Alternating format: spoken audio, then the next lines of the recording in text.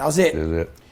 So I'm looking at all these different races, and one comes up, number one, the hardest race in the world, Badwater 135. 135-mile race through Death Valley. I'm like, that sounds fucking nuts.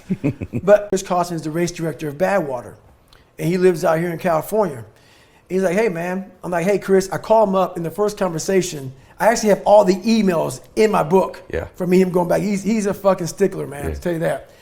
So I call him up. I said, hey, man, I'm going to do this race. He's like, have you ever run 100 miles before? I'm like, no. He goes, well, to get my race, you have to do a 100-mile race. And you got to do 100 miles in 24 hours or less. There was only 2 more races I could do before the deadline dropped.